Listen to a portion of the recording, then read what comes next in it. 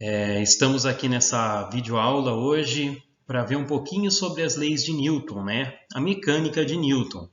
E nesse primeiro slide aqui está mostrando a foto do Isaac Newton na época. E esse foi aí ao lado o livro mais famoso dele, que ele fala das suas três leis, né? Newton foi um matemático, um físico, ele era astrônomo também, descobriu, entre outras coisas, o movimento dos planetas em torno do Sol, falou também sobre esse tempo que cada planeta tem ao redor do Sol. Então, cada planeta tem o seu movimento em torno do Sol diferente um do outro, né? Então, ele conseguiu provar o heliocentrismo. Produziu telescópios, então assim, foi um cara realmente um gênio, né? Muito famoso no mundo inteiro. E as leis dele, lógico, permanecem até hoje, né? Passando para o segundo slide, nós temos aí as leis de Newton. A primeira lei, ela fala assim, ó, se a resultante das forças que agem em um corpo for nula, este corpo permanecerá parado ou com velocidade constante.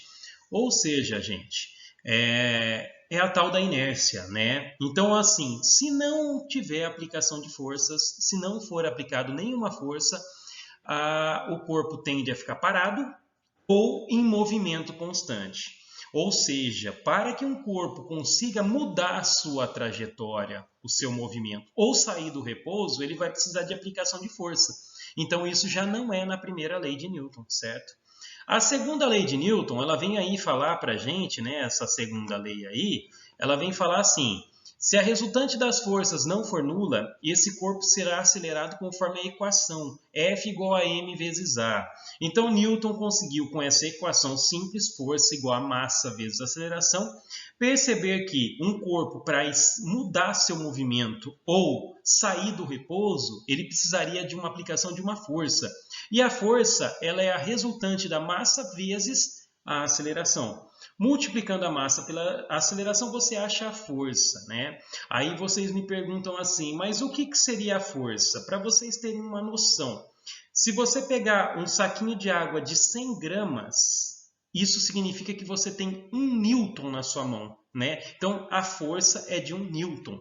Tá? Então, 100 gramas é uma força de 1 newton. Tá? Então, uma batida, por exemplo, ela vai ter muitos newtons, né? Uma batida de um carro, por exemplo, em um poste, ou um carro com outro carro. Então, você tem uma noção um pouquinho dessa parte da segunda lei. A terceira lei fala, toda ação corresponde a uma reação do mesmo módulo, só que em sentido oposto. É o tal da ação e reação. Então, por exemplo, você aplica uma força na parede, a parede é lógico que ela vai te jogar no sentido contrário, com a mesma força que você aplicou nela, né? Então, só que no sentido contrário. É o caso, quando você dá um murro no rosto de outra pessoa, não é só o rosto da pessoa que dói, a sua mão também dói.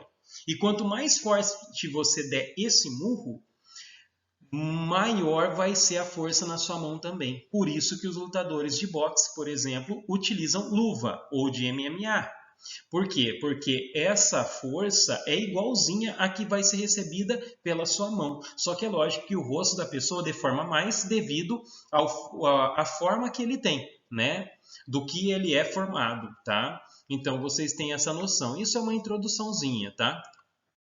Passando aqui, ó, olha a primeira lei de Newton acontecendo aí com esse caminhão.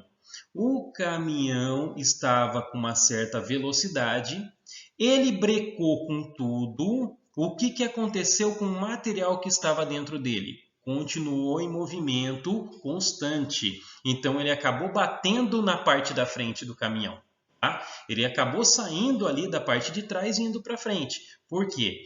Porque o que acontece? Ele estava com certa velocidade, a tendência dele era continuar em inércia. O que é inércia? Continuar com a mesma velocidade, tá?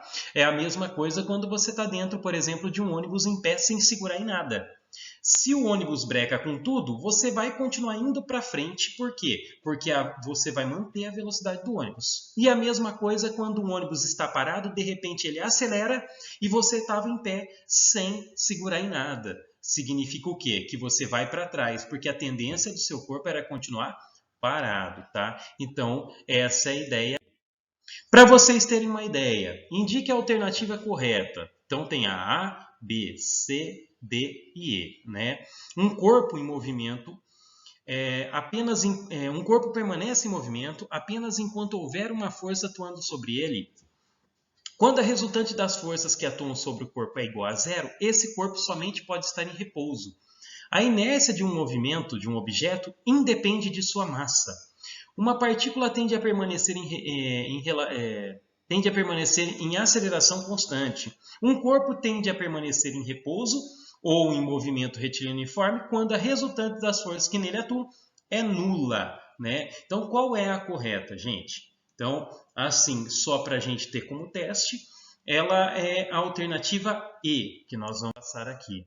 Né? Então, se o corpo estava em movimento constante ou ele estava em repouso, no caso aí na alternativa está o repouso e o movimento uniforme, que é o constante, a resultante sobre ele é nula, não tem forças, tá certo? Primeira lei de Newton ainda, indique a alternativa correta. Se estiver dentro de um ônibus e deixarmos o objeto cair, esse objeto fará trajetória retilínea em relação ao solo, pois o movimento do ônibus não afeta o movimento dos objetos. Quanto maior a massa de um corpo, mais fácil será alterar sua velocidade. O estado de repouso e movimento retilíneo independe do referencial adotado. Quando usamos o cinto de segurança dentro do carro, impedindo que na ocorrência de uma frenagem sejamos arremessados para fora do carro em virtude da tendência do nosso corpo permanecer em movimento.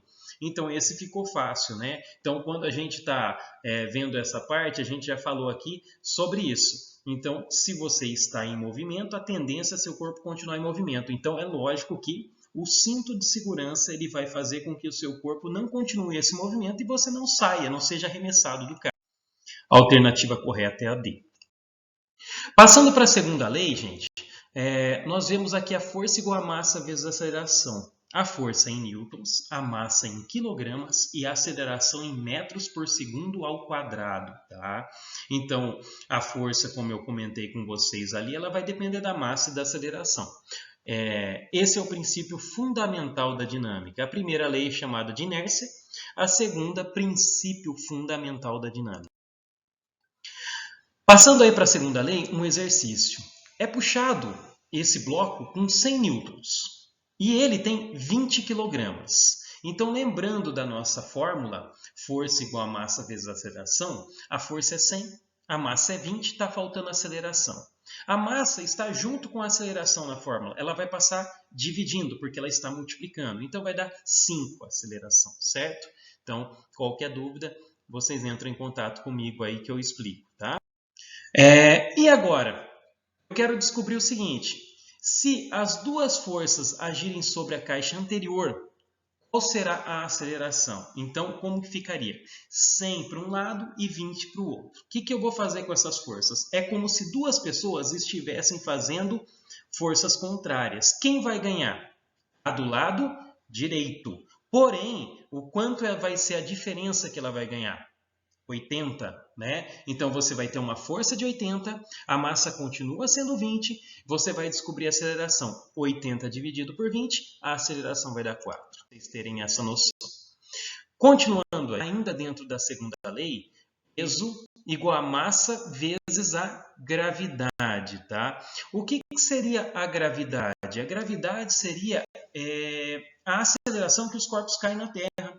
Tá? A aceleração que os corpos caem aqui na Terra é 9,81 metros por segundo ao quadrado. Ou seja, a cada 1 segundo ela ganha praticamente 36 km por hora caindo. Se ela cair durante 2 segundos, ela vai para 72 km por hora. Na Lua já é 1,6. Por isso que a gente vê tudo mais lento lá. Tá? Por quê? Porque a gravidade é menor. Tá? Então, o astro, é lógico, dependendo da massa e do seu tamanho, do seu formato, ele vai ter uma aceleração maior ou menor que a da Terra. Tá? No caso, a Lua, que é nosso satélite natural, ela tem uma aceleração de 1,6 metros por segundo ao quadrado. Tá certo? Então, as coisas lá caem 6 vezes mais lento que aqui na Terra. Tudo bem? A terceira lei de Newton já vai falar para a gente sobre ação e reação, que eu tinha comentado com vocês. Uma pessoa chuta uma bola, a bola vai para frente e o seu pé vai para trás. Tá? Por que que isso ocorre? Porque, como eu disse do lutador de boxe, a hora que ele dá o chute na bola, a bola está indo para frente, só que é lógico, a bola está te fazendo uma força para trás com a mesma intensidade. Ou seja, vai te jogar o pé para trás. Quanto maior a força que você aplicar, maior a força que seu pé vai para trás. É só lembrar de algumas coisas que poderiam ser feitas, por exemplo, se você pegar uma bola, só que em vez de ter ar dentro dela, você coloca terra. O que vai acontecer? A terra, a hora que você chutar essa bola, a bola quase nem vai andar, mas seu pé vai para trás e é perigoso você cair de cara no chão. É ação e reação, dependendo, lógico, da força que você aplica. Tá? E o exemplo que eu passei aqui da terceira lei é assim. Eu tenho 3 blocos, o A, o B e o C. Um mais de maior massa que o outro. E uma força de 140 aplicada no último bloco. O A está empurrando o B. O B também empurra o A, ação e reação. O B empurra o C. O C também empurra o B, ação e reação. Né? Então, eles estão se empurrando. E a pergunta é, qual é a aceleração desse conjunto? Como que eu vou descobrir a aceleração? É só você pegar a massa de todos os blocos e dividir, aliás, a massa de todos os blocos e dividir pela força. Então vai ficar força igual a massa vezes a aceleração. Vou passar para o próximo slide. Então vai ficar assim, força igual a massa do A mais massa do B mais massa do C vezes a aceleração. A força é 140. A massa somando os 3 blocos dá quanto? 35. Então 140 dividido por 35 vai dar 4 a aceleração, certo? Então essa é a ideia.